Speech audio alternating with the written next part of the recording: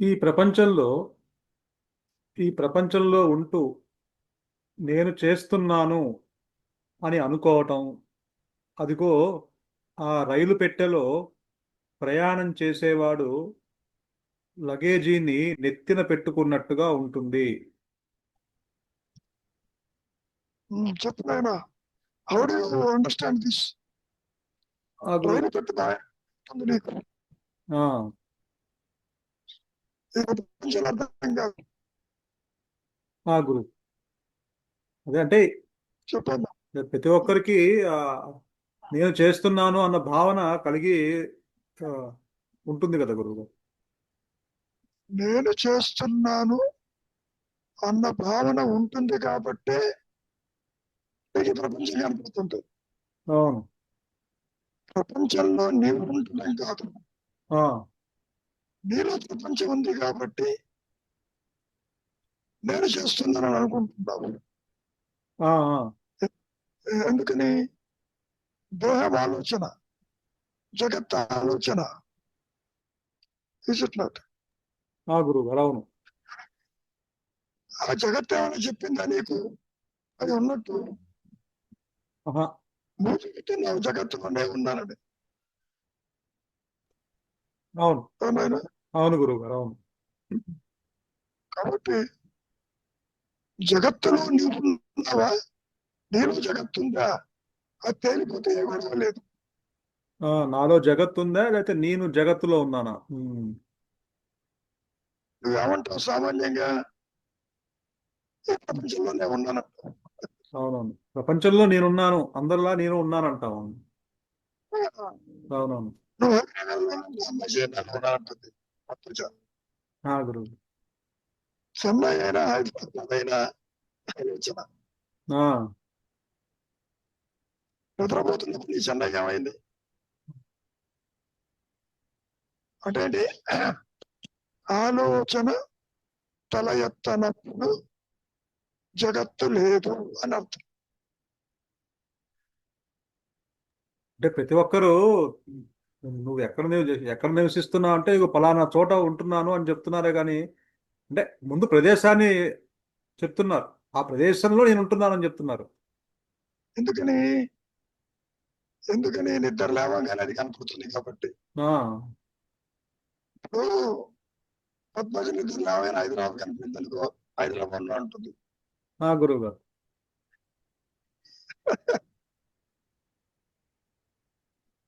చెన్నై కానీ హైదరాబాద్ కానీ ఇంకో ప్రదేశం కానీ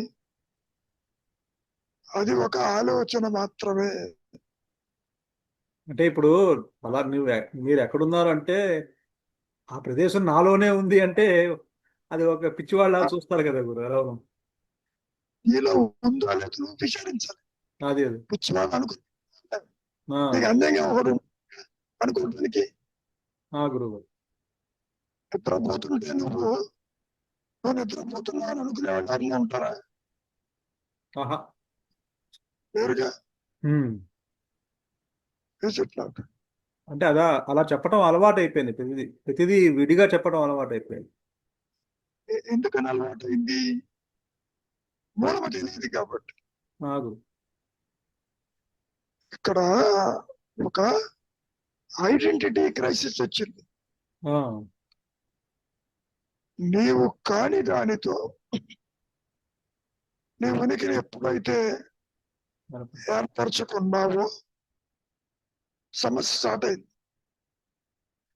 ఎందుకని? స్థూల దేహానికి స్థూల జగత్తు కనపడుతుంది. ఆ, అందుకని నీవు జగత్తులో ఉన్నానంటావు. ఉమ్. ఇక్కడ జగత్తులో నువ్వు ఉన్నావా, నీలో జగత్తుందా? రైలు పెట్టెలో సరుకు మోయటం నెత్తిన సంబంధం లేదు యాక్చువల్ గా. ఉమ్, ఉమ్. ఏ రైలు అయితే, ఏ ఇంజన్ అయితే నిన్ను నీ సామాన్లను తీసుకెళ్తుందో, నీ సామాన్ ఎత్తున పెట్టుకోకలేదు, దాని బరువు తగ్గించవు అంటానే సరిపోతుంది. కానీ జగత్తులో నువ్వు ఉన్నావు, నీలో జగత్తు ఉందా అనడానికి ఆ ఉపమానం ఫిట్టింది కాదు. ఇది దానికి సూట్ అవ్వట్లేదు. అంటే ఇక్కడ కర్తృత్వ భావం చెప్తున్నారేమో గురువు గారు. అంతేగా మరి. ఉమ్, కర్తృత్వ భావనకి ఇక్కడ నీలో జగత్తుందా, జగత్తులో నువ్వు ఉన్నావా అన్నటువంటి భావనకి రైల్లో పెట్టిన పెట్టుకోవడానికి వర్చువల్ గా కనెక్షన్ లేదు. ఆ, రైలు విషయం ఎందుకు చెప్పారు మహర్షి అంటే, సృష్టికర్త సర్వాన్ని మోస్తున్నాడు, సర్వాన్ని నడిపిస్తున్నాడు, నేను చేస్తున్నానని నువ్వు ఎందుకు అనుకుంటావు, అంతా ఆయనకు వదిలిపెట్టు, అది చూసుకుంటుంది. అట్లా కాకపోతే ఇదిగో రైల్లో ప్రయాణం చేస్తూ నీ సామాను పక్కకు పెట్టుకోక నెత్తిన పెట్టుకుంటూ ప్రయాణం చేసేవాడు ఆ రైలు ఇంజన్కి ఏమైనా బరువు తగ్గించాడా ఆ, అన్నారు. అంటే నెత్తిన పెట్టుకోపోయినా రైలుకి వచ్చిన నష్టమేం లేదు, అది నిన్ను మోసుకెళ్తుంది. భారం తగ్గించడం లేదు. అవును. నీవు కర్తవనుకుంటూ ఎత్తున పెట్టుకోవటం వల్ల నడిపించే ఆ ఉच्चతర శక్తికి ఏమి ఆ, హెచ్చుతగ్గులు లేవు. ఉండదు. పెట్టుకోపోయినా నేను తీసుకెళ్తుంది. ఎందుకు చెప్పారు? కర్తృత్వ విడవాడు, దానికి వదిలిపెట్టు, ఆ చేసుకుంటుంది.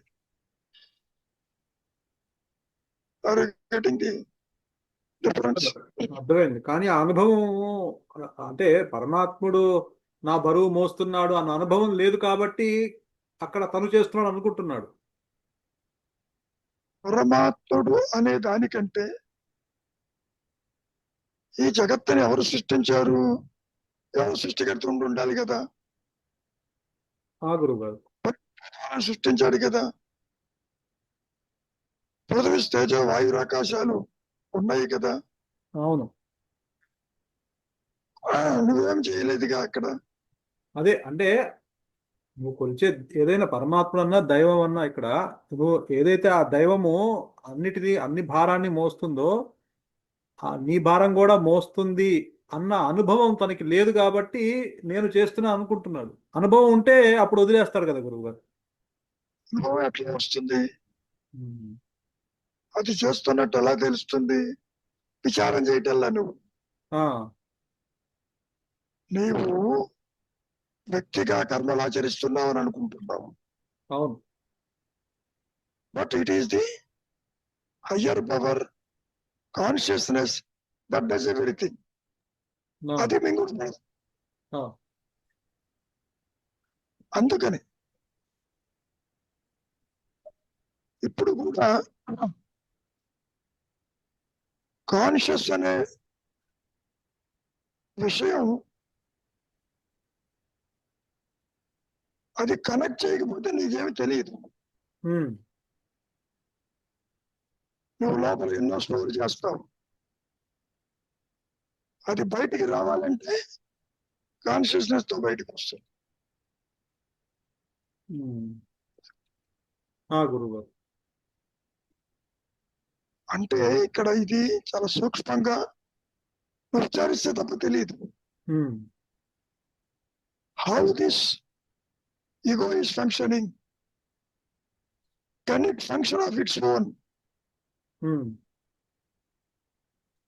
అసలు ఈ అహంకారము ఉన్నదా? ఒకవైపు దేహం ఉన్నట్టు దేహం చెప్పటంలే, చెప్తున్నావు. దేహం ఉంది, సంసారం ఉంది, ఇట్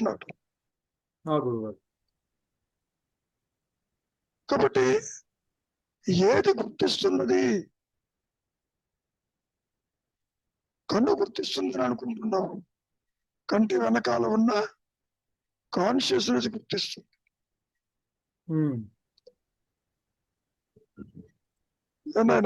గురువు గారు కాబట్టి నేను అంటే కాన్షియస్నెస్ అని పాయింట్. అది నేను గుర్తిస్తున్నాను అంటున్నావే, ఆ నేను జడమైన దేహం కాదు, కాదు, మనస్సు కాదు. ఉమ్, దట్ నేను ఈజ్ ఆస్ఫురణ పాయింట్. అది దట్ నేను ఈజ్ కాన్షియస్నెస్. కాబట్టి it is the consciousness that does everything. ఆ. Is it not? అదే అంటే బయట ఉన్న వస్తువు ఏదన్నా దృశ్యాన్ని మనము తెలుసుకోవాలి అంటే ఒక వెలుగు కావాలి. కంటిని ఆ వెలుగులో తెలుసుకుంటుంది, కానీ కంటికి కావాల్సిన వెలుగు ఆ చైతన్యం నుంచి ఆ కాన్షియస్ ఆధారంగా వస్తుంది. కంటికే కాదు, వ్యక్తిత్వానికి ఆధారం అదే. ఆ, నేను రవికుమార్ని అంటున్నావు. రవికుమార్ అంటానికి ఎవరు ఆధారం? కాన్షియస్నెస్.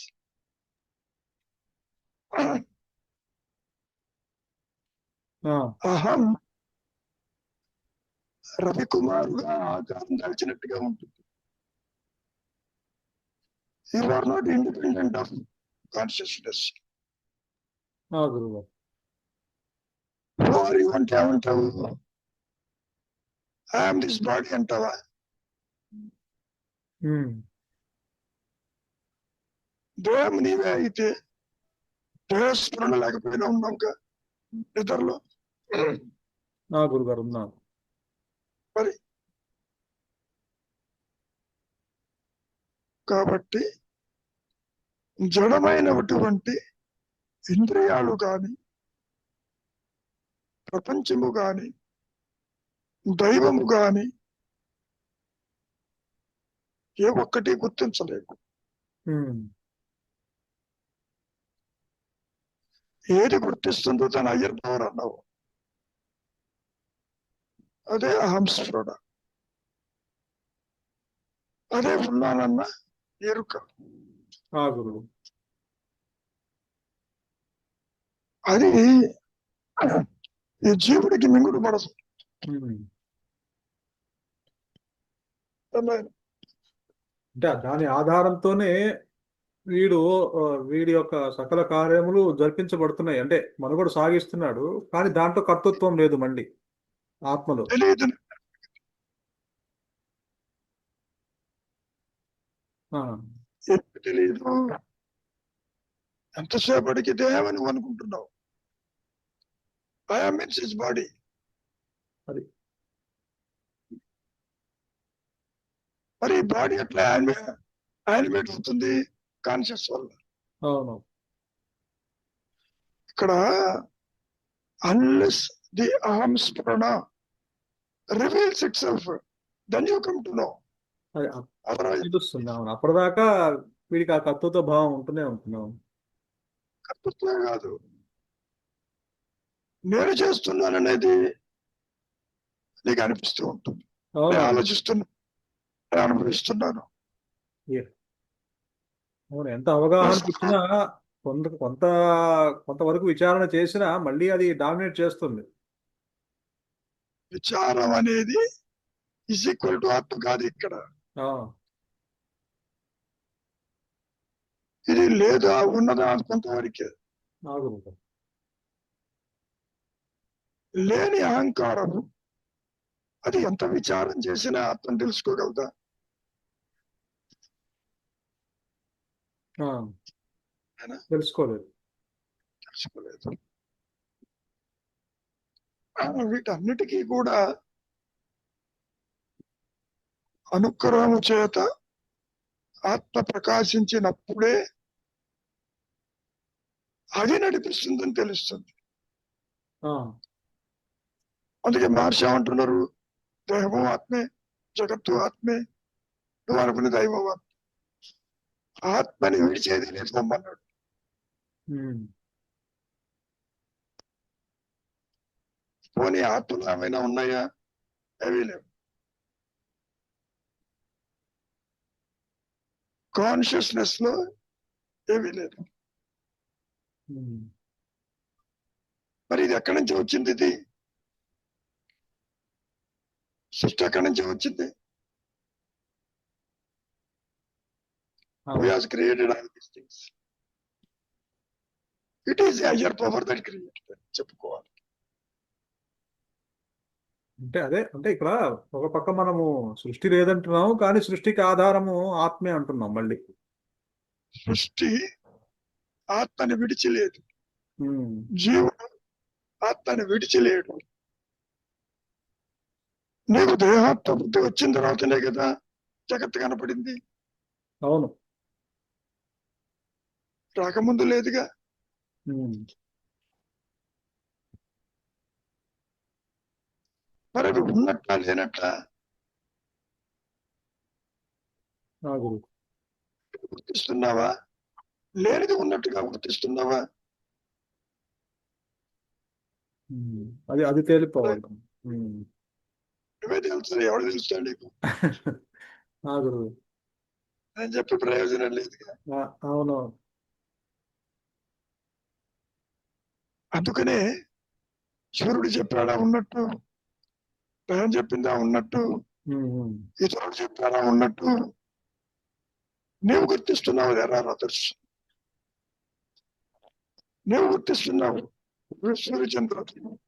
అవును. కాబట్టి ఇక్కడ తేలిపోవాల్సింది ఏమిటి? Who are you? నువ్వు అటు ఇటు తిరిగి ఇక్కడికి వస్తున్నావు మళ్ళీ. అవును.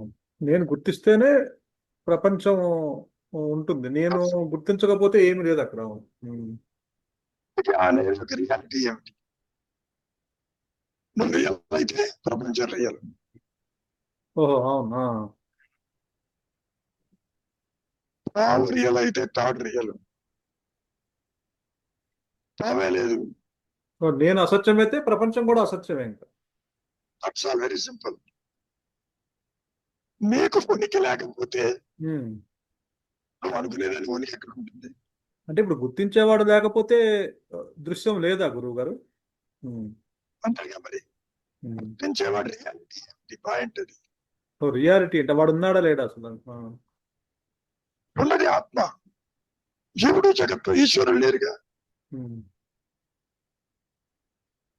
ఆత్మ జ్ఞానం వల్ల అపాసకాంతిలో గుర్తిస్తున్నాము. Okay, it is your thought, your identify. కళ ఎందుకు నీకు అసత్యమైంది? కలగనేవాడు కూడా అసత్యం కాబట్టి. వాడు సత్యం అయితే కళ కూడా సత్యం అవుతుంది. అంతేగా మరి. చెట్లు ఆగటం అసత్యం అయితే గొడవ సత్యం అవుతుందా?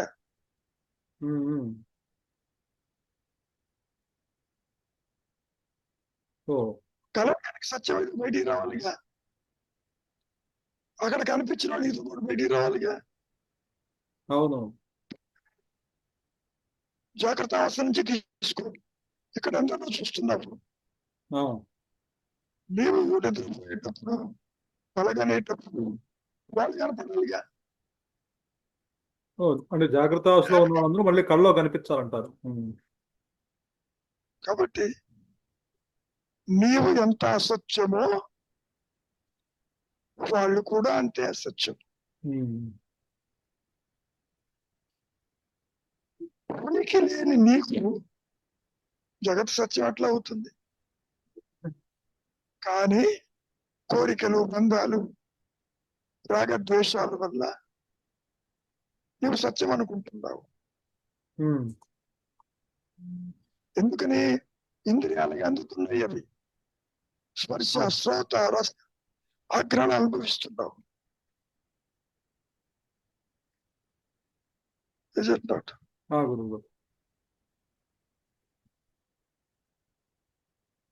అంటే వాడు అసత్యం అయి ఉండి మరి సత్యంగా మనకి ఎందుకు భాషిస్తుందంటారు? అది తాను తెచ్చుకున్న క్రియేషన్లేగా, వాసనలేగా, కోరికలేగా, బంధాలేగా. అవి కూడా ఉనికి లేనివి, అది కూడా అసత్యమే కదా గురువు గారు. ఆ విషయం ఎప్పుడు తెలుస్తుంది? అనుకున్న కలిస్తే తప్పు తెలియదు. అప్పటిదాకా మళ్ళీ సత్యం. అవును, మళ్ళీ ఎదురుగా అక్కడికే రావాలి మళ్ళీ. అంటే ఏమంటావు? అంటావు. అవునవును. నేను పుట్టలేదు ఎప్పుడు తెలుసుకుంటావు? ఆత్మప్రకాశంతో తెలుసుకుంటావు. ఉమ్. అప్పుడు బంధమే లేదంటావు, సృష్టి లేదంటావు, జన్మ మరణాలు లేవంటావు. అదే మహర్షిను శంకరులు చెప్పింది. గురువు గారు. అన్నాయన అవును. అంటే నేను లేదని తెలుసుకో అంతవరకు. ఉమ్. ఎలా తెలుసుకుంటావు? స్వరూప జ్ఞాన ప్రకాశంతోనే తెలుసుకుంటాం, లేకపోతే తెలియదు.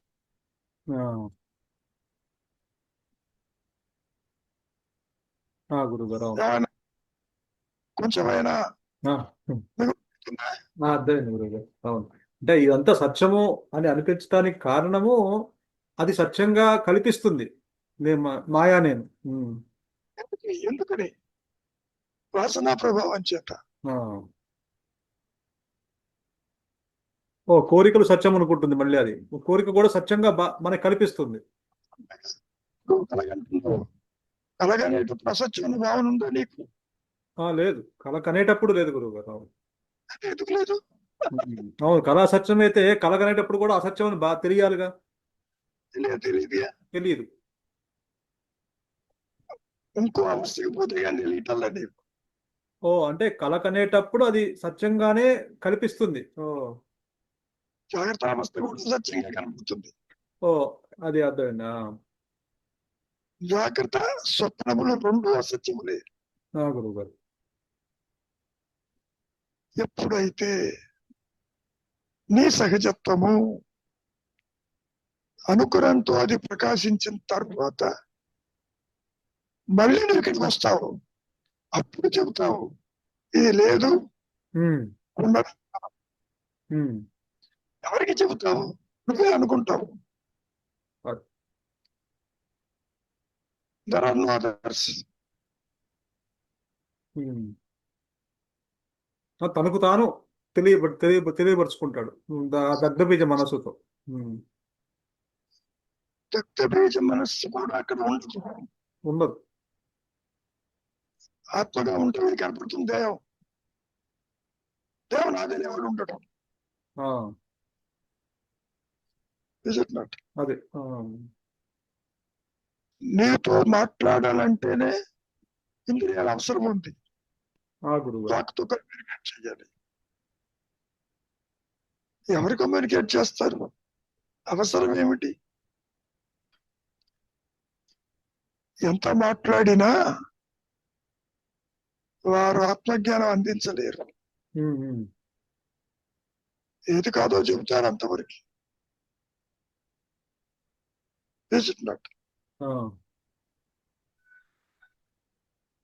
ఎంతసేపటికి తెలుసుకో నీవే తెలుసుకో అంటే అది కుదరదు. అట్లా వ్యక్తిగా నీవు తెలుసుకోలేవు, కర్తగా తెలుసుకోలేవు. ఇక్కడ ఎలా ఉంటుందంటే నాయన, అహం స్పందన రియల్ గా ఉంటుంది, మనస్సు వస్తూ పోతూ ఉంటుంది. స్ఫురణకి దేంతో సంబంధం ఉండదు, దేంతోనూ కలవదు. ఈ మాయా నేను కలిసినట్టుగా ఉంటుంది, అందుకే దుఃఖిస్తుంది, అందుకే ఆస్పెక్ట్ ఉంటుంది. కోరికల వలయంలో ఇవన్నీ ఏర్పరచుకుంటుంది, నాది నాది నాది అని.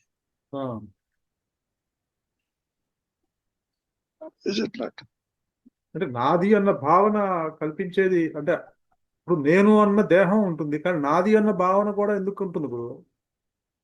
నాది అనేది మాయా నేనంటుంది, దేహం చెప్పదు. ఈ ఇల్లు నాది, భార్య బిడ్డల వాళ్ళు, కారు నాది, దేహం నాది. అట్లా తనకు విడిగా ఉన్నామని తనకి సంబంధించిన నాది నాది అంటున్నా. అదే విధంగా ఈ ప్రదేశం నాది, భారత్ ఈజ్ మైన్ అంటావు నువ్వు. అవునవును గురుగారు.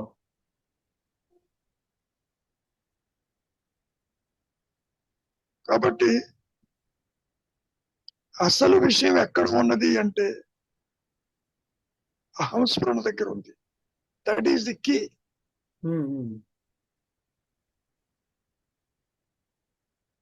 కీ ఎట్లా ఉంటుందంటే దేహాత్మ వృత్తి వైపు తిప్పితేనేమో బంధము మాయ ఏర్పడుతుంది. ఆపోజిట్ డైరెక్షన్ లో తిప్పినప్పుడేమో ఇది ఎగిరిపోతుంది, ఆత్మగా ఉంటుంది. The ego is like a key which locks and unlocks, that's all. గురువు గారు. అవునవును.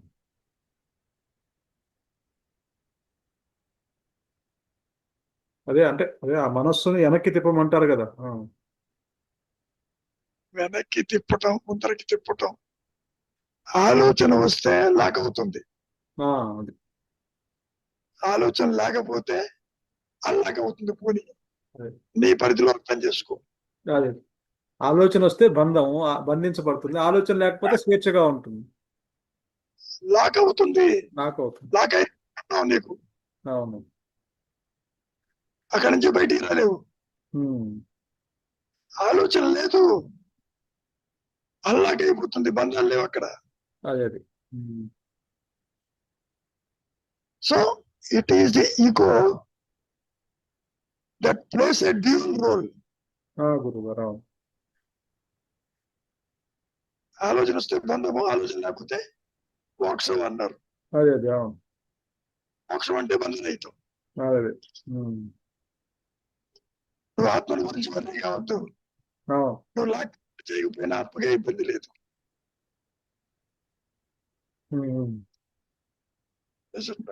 గురువు గారు.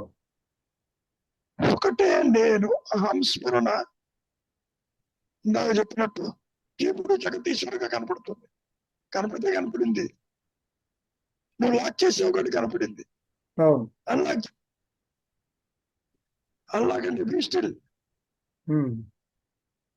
లాక్ అంటే థాట్ఫుల్. థాట్ఫుల్. ఇది థాట్ఫుల్. ఇది thought free, thoughtful. That's all. అది నీ చేతుల్లో ఉన్నంత వరకు అది చెయ్యి.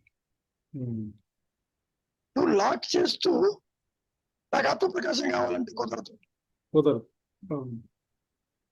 అన్లాకింగ్ ఈస్ మౌనం, లాకింగ్ ఈస్ ద్వైతం.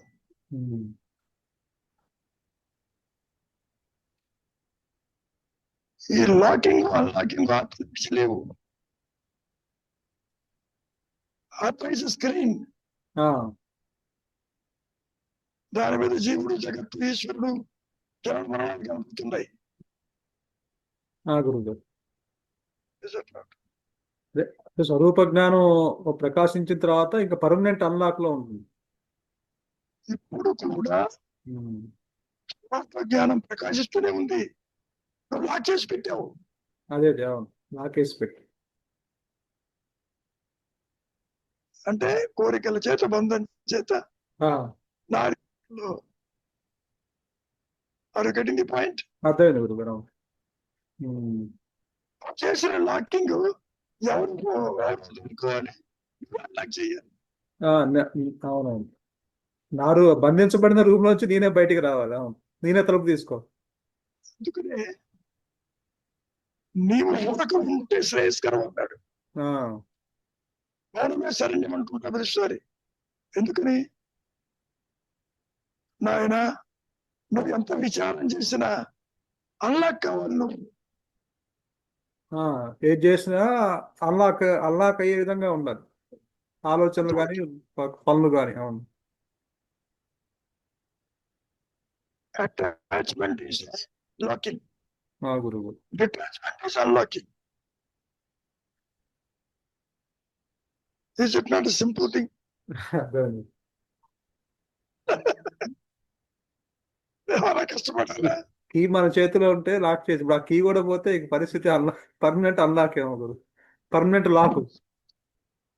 నువ్వేం చేస్తున్నావు తెలుసా? కీ రాతో పానేసావు. అదే పర్మనెంట్ లాక్ లో ఉన్నా. ఎందుకని? You are unable to unlock this because of hidden tendencies, వాసనలు, బంధాలు. అవునవును. అసత్యం సత్యం అనుకోవటము, అనిత్యమైంది శాశ్వతం అనుకోవటం. దానికి కారణం వాసనా ప్రభావం. ఆ, చెప్పాడు. కాబట్టి unlocking is it not easy matter. ఆ, అది ముందు చెయ్యి. ఉమ్, ఆ ఉన్న అంతర్ముఖం అన్నా, అన్లాకింగ్ అన్నా, ఆలోచన రహితం అన్నా, వృత్తి రాహిత్యం అన్నా అంతా ఒకటే. ఆ,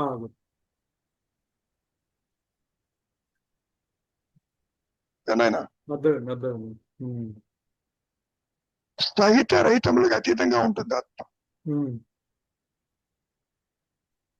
బట్ థాట్ ఫ్రీ, మౌనము, నిశ్చలత, possibility that it may shine, point అది. ఆ, లాక్ చేస్తే నువ్వు బయటికి రాలేవు. అన్లాకింగ్ ఎప్పటికైనా బయటకు వస్తావు. ఆ, ఏమో పద్మజ, అర్థమవుతుందా? అవును గురుగారు. అన్లాక్ చేస్తే ఎప్పటికైనా. నీ అంతా నువ్వు తలుపు వేసుకుని లాక్ చేసుకుని నన్ను విడిపించండి విడిపించండి, ఎవడు విడిపిస్తాడు?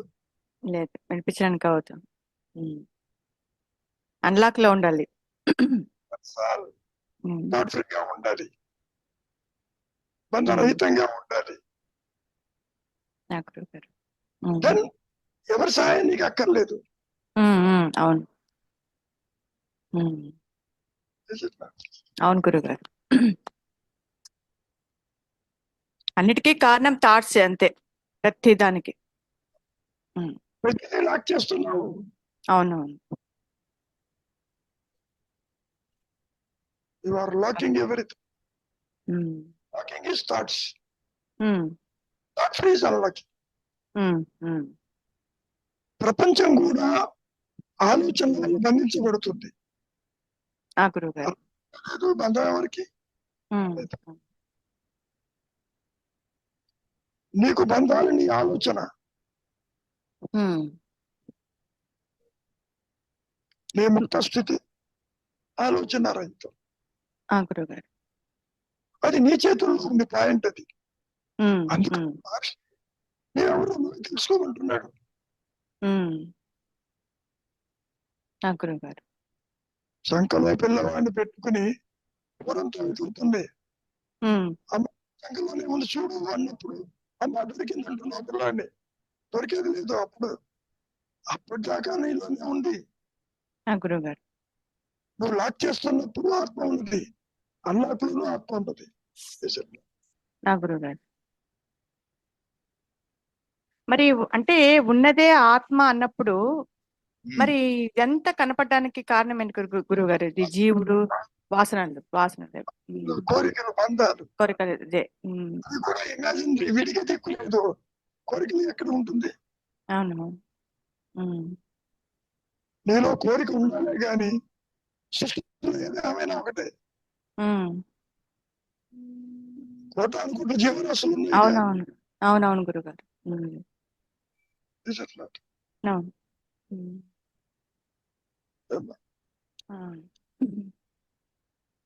కాబట్టి how to conquer this Maya by unlocking your thoughts, that's all.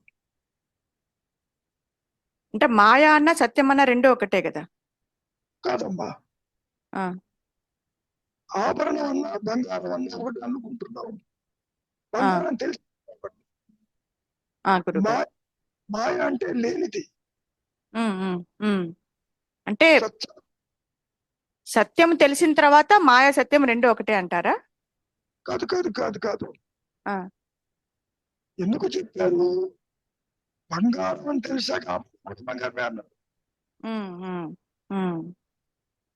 బంగారం తెలియలేదు అనుకో, ఆభరణం ఎవరికి తెలుసు? అవునవును. ఆ గురుగారు. ఆ గురుగారు. అంతా బ్రహ్మమేను అనేది ముందు చెప్పకూడదు. అంతా బ్రహ్మ. అవును గురుగారు, అవును. అందుకే అంటే శంకరులు ముందు ఫస్ట్ మిథ్య అని చెప్పుకొచ్చారు. అమ్మా మిథ్య అంటే లేదని కాదు, ఆ, ఒక దాని మీద ఆధారపడి ఉంది. ఆ, ఉమ్, ఉమ్, అదే. జగత్తు మీద బ్రహ్మము సత్యం అని. ఆ, బ్రహ్మం అంటే ఆత్మ, ఆత్మ అంటే హయ్యర్ పవర్, ఉమ్, అంటే కాన్షియస్నెస్. చెప్పినట్టు ఆ గురువు గారు. ఉమ్, కాబట్టి జగత్తు మిథ్య, బ్రహ్మమే సత్యము. జగత్తు బ్రహ్మమే జగత్ అన్నటప్పుడు ఈ బ్రహ్మమే జగత్ అనేది ఆ రెండిటికి సంబంధిస్తుంది గురువు గారు అది. కాదమ్మా, ఉమ్, బంగారం అని తెలిసాక ఆభరణం కూడా బంగారం అంటున్నాక, ఆ, ఉమ్, ఉమ్, ఉమ్, బంగారం తెలియకపోతే ఉమ్, ఆభరణం తెలియదు. అవునవును, అవును. ఉమ్, చెప్తున్నాడు. ఉమ్, ఉమ్, ఉమ్. ఆ గురువు గారు. ఇంకేమన్నా ఉందా అదృశ్యమయ్యే లోపల? సరోజాను చెప్పమ్మా, నువ్వు మాట్లాడితే అదృశ్యం అయిపోతుంది.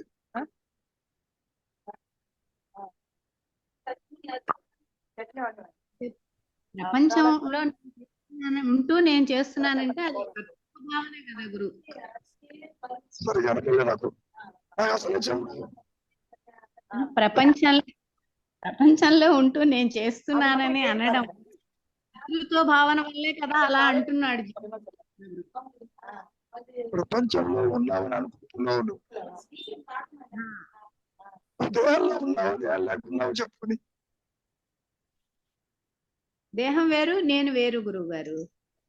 నాది దేహం అనుకుంటేనే వస్తుంది అప్పుడు.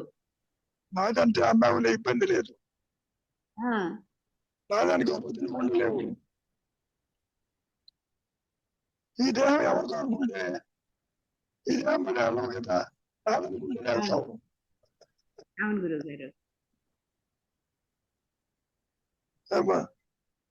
గురువు గారు అంటే అక్కడ అహంకారం. నాది అహంకార భావం, నాది అనే. అహంకారం కాదమ్మా, అహంకారమే జగత్తు, ఆ గురువు గారు.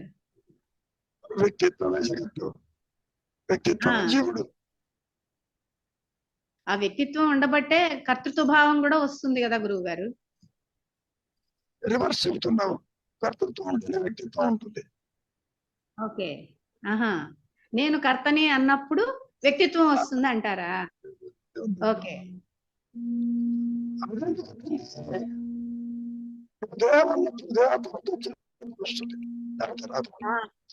ఆ గురువు గారు కరెక్ట్. నిద్రపోతుండే వ్యక్తిత్వం లేదు, కర్తృత్వం లేదు. అవును, Isn't it? అవును గురువు గారు. ఏనాయనా